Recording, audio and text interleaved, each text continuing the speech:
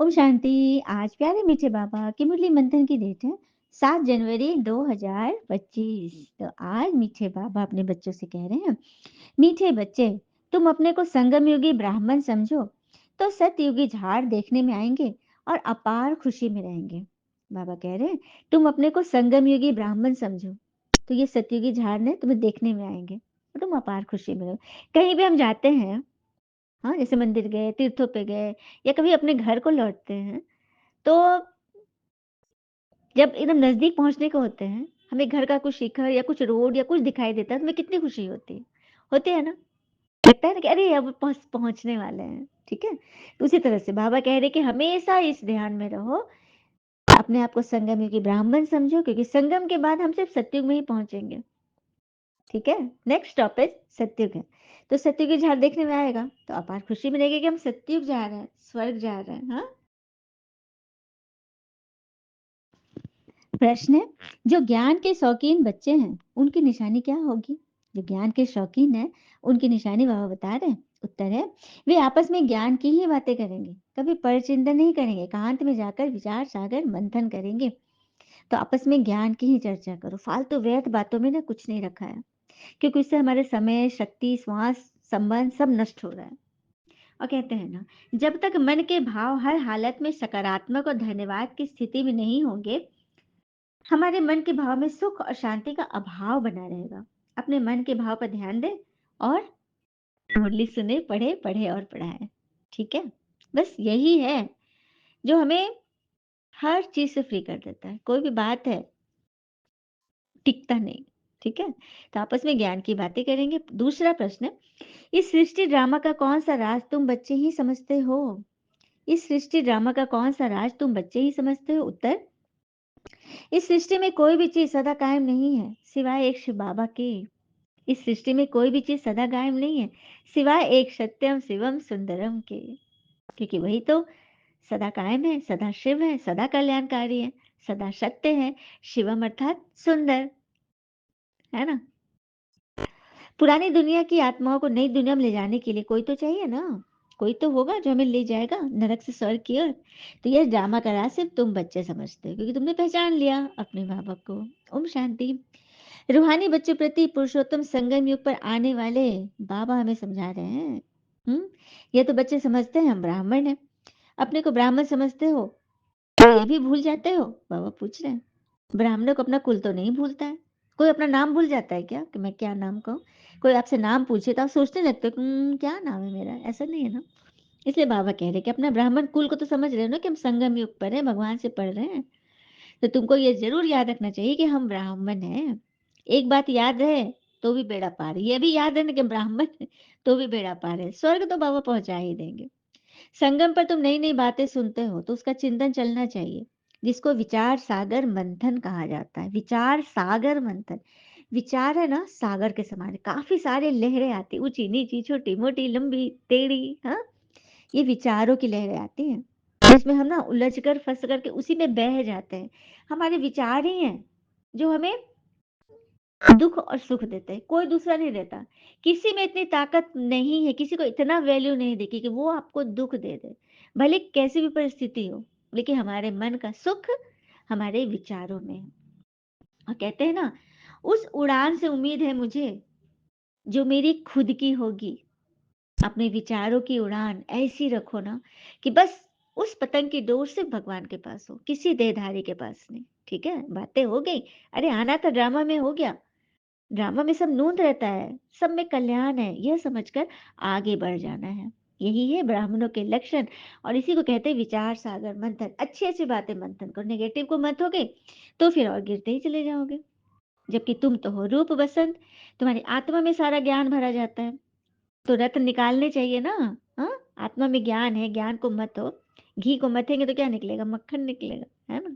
दही को मथेंगे मक्खन, मक्खन को मथेंगे तो घी, और घी सबसे कीमती है ना। तो अपने आप को कीमती बनाओ, वैल्यूलेस नहीं, मुलम्मे जैसे नहीं बनो। 9 कैरेट नहीं, 24 कैरेट बनना है। तो अपने को समझना है ना कि हम संगम युगी ब्राह्मण है। हम्म, किसी को तो पता ही नहीं है, तुम बच्चों को पता है फिर भी तुम भूल जाते हो।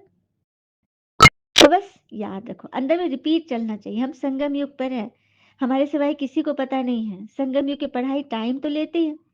नर से नारायण बनना है उनके जैसा तो टाइम तो लगेगा ना। ये एक ही पढ़ाई है नर से नारायण नरकवासी से स्वर्गवासी बनने की। यह याद रहने से ही खुशी रहेगी हम सो देवता स्वर्गवासी बन रहे हैं। संगमवासी होंगे तब तो नरकवासी बनेंगे। आगे नरकवासी थे तो बिल्कुल ही कीचड़ में थे। एकदम विचार के एकदम क्या बोलते हैं एकदम गंदे नाले में पड़े थे। अब बस सब कुछ मिटाना है। मनुष्य देवता स्वर्गवासी बनना है। कोई की स्त्री या पुरुष या कोई भी अगर शरीर छोड़ता है तो लोग क्या कहते हैं? स्वर्गवासी हो गया, हो गई। हाँ? अरे जब स्वर्गवासी ही हो गई तो फिर खुश होना चाहिए ना, तो फिर रोते क्यों हो? अभी तुम इन बातों का अर्थ जानते हो कि कोई स्वर्ग वर्ग नहीं गया है। स्वर्ग तो तभी जाएंगे जब भगवान ले जाएंगे, भगवान पढ़ाएंगे। स्वर्ग ऐसे क्यों चला जाएगा बिना पढ़ाई पढ़े, बिना सफाई किए? तो विचार चलना चाहिए ना। स्वर्ग का वर्षा हमें भगवान से मिल रहा है। ये घड़ी घड़ी सिमरन करना चाहिए, भूलना नहीं चाहिए। पर तो माया ना एकदम भुला कर अच्छे अच्छे बच्चों को भुला के एकदम कलयुगी कीचड़ पट्टी बना देती है। एक्टिविटी ऐसी चलती है उनकी कि बस एकदम कलयुगी ही दिखते हैं। खुशी का पारा ही नहीं रखता, शक्ल भी ऐसे मुर्दे जैसी बन जाती है। बाबा भी कहते हैं सब काम चिता पर बैठ कर जल कर मुर्दे हो गए। कामना कामना रख लेना, अपना नाम मान शान उसमें जलकर मुर्दे बन जाते हैं। तुम जानते हो मनुष्य देवता बनते हैं तो वह खुशी होनी चाहिए ना। इसीलिए गायन भी अतिंद्रिय सुख की भाषणा गोप गोपियों से पूछो। तुम अपने दिल से पूछो। हम उस भाषणा में रहते हैं। बाबा ने कल भी बोला था ना, भाषण ऐसा हो ना जिससे भाषणा मिले, जिसके जिसके जिससे भावनाएं टच हो, तीर लगे, ऐसा भाषण होना चाहिए। हम्म। और तुम्हें पता है ईश्वरीय मिशन क्या है? ईश्वरीय मिशन क्या काम करती है? क्या काम करती है? शुद्ध से ब्राह्मण, ब्राह्मण से देवता बनाती है। बड़ा काम है ना। हम ब्राह्मण है ये भूलना नहीं चाहिए। वह ब्राह्मण तो झट कह देते हम ब्राह्मण है, परंतु वह तो कुख की संतान है। कोख से ब्राह्मण है, जाति के ब्राह्मण है। और तुम हो मुख से, श्रीमुख से। वो भी ब्रह्मा के श्रीमुख से तुम्हारा जन्म हुआ है। तुम हो मुख वंश वाली, तो तुम ब्राह्मणों को बहुत नशा रहना चाहिए ना। हाँ। हाँ, इसमें टाइम तो लगेगा ही। जन्मते ही तो थोड़ी ना कोई बन जाता है। भल गायन है सेकंड में जीवन मुक्ति, तो बाबा का बच्चा बन जाते हो सेकंड में। देखिए भगवान में निश्चय तो सेकंड में होता है। और वारिस बने, बच्चा बने, जिस घर में बच्चा पैदा हुआ वारिस बन गया। हम्म? तो पहचानते हो ना। और फिर बाबा को पहचाने, फिर प्रजापिता ब्रह्मा को पहचाने। ब्रह्मा वल्द शिव, ब्रह्मा वल्द शिव, शिव के द्वारा ब्रह्मा ने अडॉप्ट किया। निश्चय करने से वारिस बन जाते हो। फिर अगर कोई कर्तव्य करेंगे, अकर्तव्य करेंगे तो सजाएं बहुत खानी पड़ेगी। सजा खाने से ही हिसाब किताब चुकता होता है। मुक्ति के लिए ना दुनिया में सजा काटने के लिए क्या करते हैं? काशी कलवट खाएंगे, बनारस जाएंगे, हाँ कुएं में कूद जाएंगे, जान दे देंगे। इससे कोई हिसाब चुकतो नहीं, और ही हिसाब चढ़ गया। ठीक है। ये बाबा ने बताया। शिव बाबा बच्चों को कहते हैं माँ में कम याद करो, कितना सहज है, फिर भी माया का चक्र आ जाता है। ये तुम्हारी युद्ध सबसे जास्ती टाइम चलती है। बाहुबल की युद्ध इतना टाइम नहीं चलती। बाहुबल से युद्ध दो तरफ की सेनाएं लड़ी, कितना दिन चल, ज्यादा से ज्यादा साल 6 महीना। हम्म। लेकिन तुम्हारी युद्ध तो हजारों वर्ष से चल रही है, माया से चल रही है ना। ठीक है। तो बस घबराना नहीं है। उस लड़ाई में तो मरते कहते ही स्वर्ग शामिल चला गया। लेकिन यहाँ इस लड़ाई में तुम जीतोगे तब स्वर्ग जाओगे, क्योंकि तुम पांडव बच्चे हो। हम्म? ईश्वर तुम्हारे साथ है। तो तुम्हें ये याद रहना चाहिए कि हमारे पिता भी है, ये सुप्रीम टीचर भी है और सदगुरु भी है। लेकिन जबकि श्री कृष्ण को सदगुरु पिता टीचर थोड़ी ना कहेंगे, न बाबा ही कहेंगे। ये तो भगवान को कहेंगे ना। तुम्हें सबका कल्याण करने का शौक होना चाहिए। महारथी बच्चे सर्विस पर रहते हैं, उनको तो बहुत खुशी रहती है। जहां से निमंत्रण मिलता है सेवा का तो भागते हैं। और कहते हैं ना, दिल में संतुष्टि रखो। स्वयं में, हम जिस हाल में जितना में है संतुष्टि रखो, वरना लोग तो महलों में भी रो रहे हैं। धन में सुख नहीं है, मन में सुख है। ठीक है। इस पर एक सुंदर सी कहानी है। चार साधुओं की कथा। एक बार भगवान शंकर जी के पास चार साधु गुजर रहे थे। मैंने शंकर जी के पास से चार साधु गुजर रहे थे। वे अपनी धुन में मस्त थे। जिस उन्होंने शंकर जी को देखा नहीं और प्रणाम नहीं किया। बगल में पार्वती माँ बैठी थी, उनको बहुत गुस्सा आया। तो उन्होंने साधुओं को श्राप दे दिया कि जाओ कोचवान बन जाओ। मैंने हाथी का कोचवान। जिस श्राप के कारण वे चारों हाथी को चलाने वाले कोचवान बन गए। एक दिन चारों हाथी पर बैठ के कहीं जा रहे थे, तब माता पार्वती उनके पास पहुंची और पूछा उनसे, अच्छा बताओ, कोचवान बनकर कैसा चल लग रहा है? सजा मिली ना तुम्हें? तब उन चारों ने कहा, बहुत अच्छा लग रहा है माता।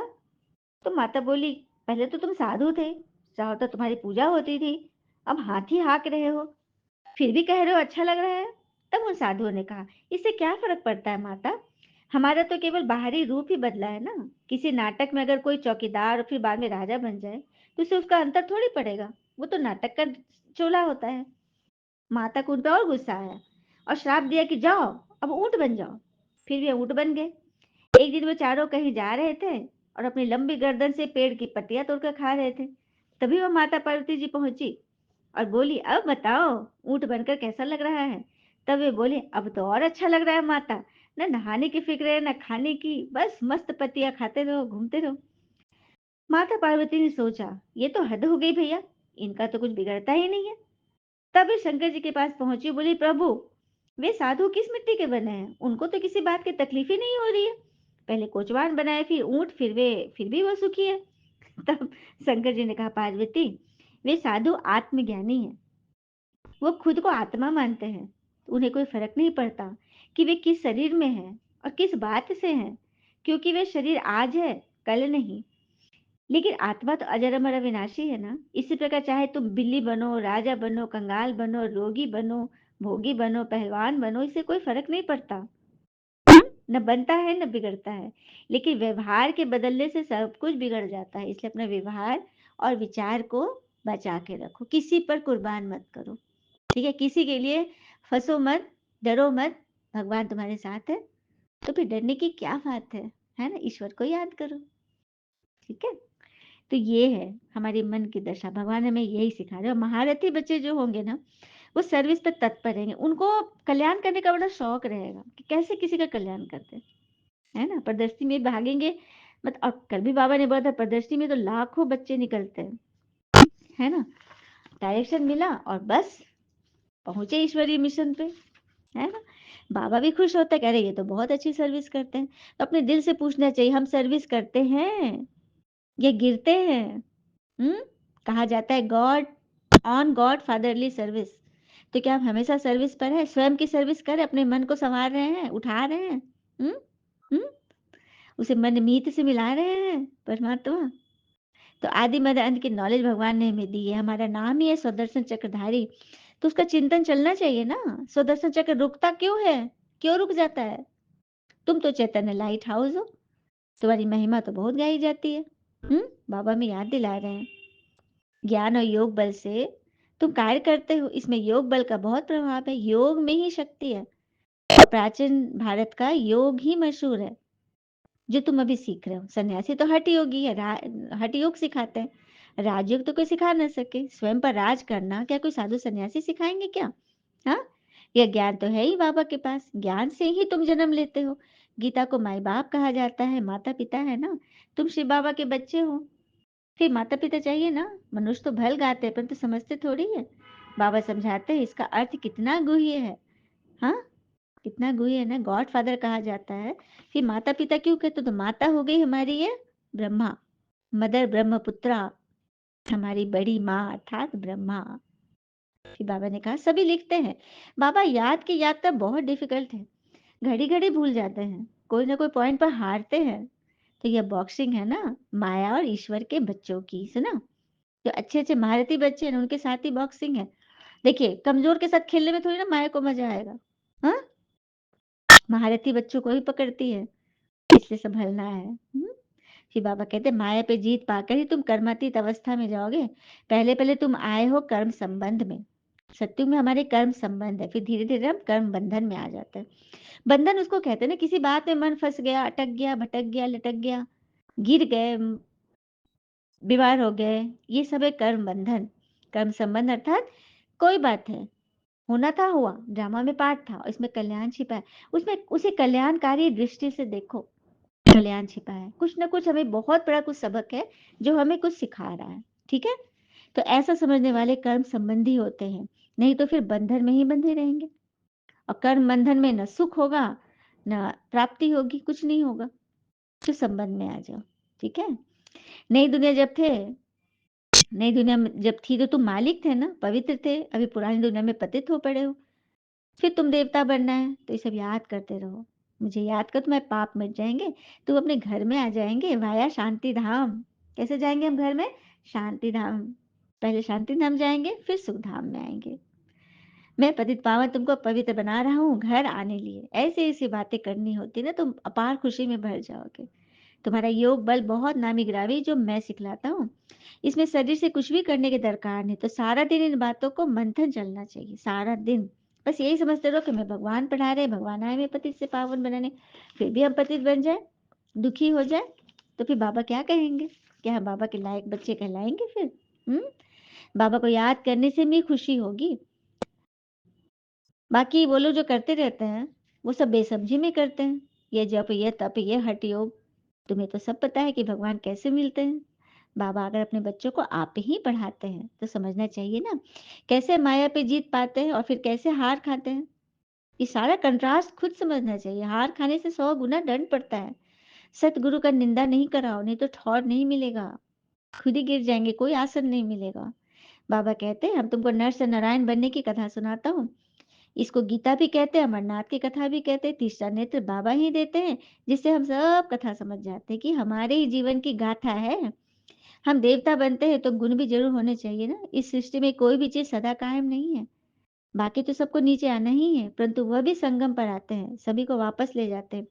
पुरानी दुनिया की आत्माओं को नई दुनिया ले जाने के लिए कोई तो चाहिए ना। तो भगवान आ गए हैं। लेकिन हाँ, किसी देहधारी को भगवान नहीं कहते।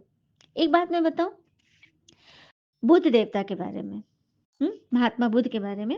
उनके सर पे सबने देखा है ना, गोल-गोल करके ना ऐसे कर्ली-कर्ली हेयर टाइप का दिखता है ना उनके सर पे। सबको ध्यान है, आप सब विजुअलाइज़ कीजिए। बुद्ध देवता की मूर्ति याद कीजिए, उनके सर पे बाल के जगह गोल-गोल, गोल-गोल किए हुए, पता है वो क्या है? मुझे भी नहीं पता था। वो 108 स्नेल्स अर्थात घोंघा है। घोंघा, घोंघा नहीं होता है गोल-गोल, है ना? सागर किनारे, नदी किनारे। तो उन्होंने क्या किया, घोंघा ने, एक बार बहुत चिलचिलाती धूप थी, बहुत चिलचिलाती धूप, एकदम कड़की वाली गर्मी। तो घोंघा ने देखा कि महात्मा बुद्ध तो ध्यान में बैठे हैं और उनके सर पे एक भी बाल नहीं था, बॉल्ड हेडेड, ठीक है। तो एक घोंघा ने देखा कि अरे इनके सर तो बहुत तप रहा होगा, क्यों ना हम अपने शरीर से इनको छावनी दे दें। और उन्होंने 108 घोंघा जमा किया और वो सब आके उनके सर पे ऐसे बैठ गए। जो आप सब अब देखना, उस चित्र में गोल गोल गोल गोल घोंघा मतलब अपना घर बना लिया, मतलब कवर को पूरा कर दिया। 108 घोंघा थे वो। इस चिलचिलाती धूप में उन्होंने उस महात्मा के लिए अपनी जान गंवा दी और सब धूप में सब मतलब कटक हो गए, मतलब एकदम खत्म हो गए। तो उन्होंने इस तरह से महात्मा बुद्ध की जान मतलब की रक्षा की, मतलब सेवा किया। तो देखा, एक जानवर होते हुए, एक कीड़े होते हुए भी उन्होंने कितनी भावना थी उनके अंदर। और हम तो मनुष्य हैं, मनुष्य तो भावना से ही बने हैं ना। तो बस हमें ईश्वर का भाव समझना चाहिए। और बाबा कहते हैं चार्ट लिखो, चार्ट नहीं लिखेंगे तो योग का जौहर नहीं भरेगा। चार्ट के साथ साथ पॉइंट भी चाहिए। हाँ, चार्ट लिखना है, ठीक है। अच्छा, मीठे मेरे बच्चों प्रति भगवान की नमस्ते, हम बच्चे के भी प्यारे बाबा को नमस्ते। धारणा के लिए मुख्य सार, पहले पॉइंट, एकांत में ज्ञान का मनन चिंतन करना है। याद की यात्रा में रह माया पर जीत पाकर कर्मातीत अवस्था को पाना है। दूसरी पॉइंट, किसी को भी ज्ञान सुनाते समय बुद्धि में रहे कि हम आत्मा भाई को ज्ञान देते हैं। नाम रूप देह सब भूल जाना है। जैसे उस साधुओं ने भूला ना, नाम रूप देह सब भूल रहे थे ना। पावन बनने की प्रतिज्ञा कर, पावन बन, पावन दुनिया का मालिक बन जाना है। वरदान है, स्वयं के प्रति इच्छा मात्र अविद्या बन, पिता समान अखंड दानी परोपकारी भव। स्वयं के प्रति इच्छा मात्र अविद्या बन, पिता समान अखंड दानी परोपकारी बनना है। जैसे ब्रह्मा पिता ने स्वयं का समय भी सेवा में दिया, स्वयं निर्माण बन बच्चों को मान दिया, काम के नाम की प्राप्ति का भी त्याग किया, कुछ भी नहीं चाहिए उन्हें, नाम मान शान सब में परोपकारी बने, अपना त्याग कर दूसरों का नाम किया, स्वयं को सदा सेवाधारी रखा, बच्चों को मालिक बनाया, स्वयं का सुख बच्चों के सुख में समझा। ऐसे पिता समान इच्छा मात्रम अविद्या अर्थात मस्त फकीर बन, अखंड दानी परोपकारी बनो, तो विश्व कल्याण के कार्य में तीव्र गति आ जाएगी। केस और किससे समाप्त हो जाए, माया का केस जो चलता है ना मुकदमे, वो सब समाप्त हो जाए, क्योंकि जज आ गए हमारे तरफ से।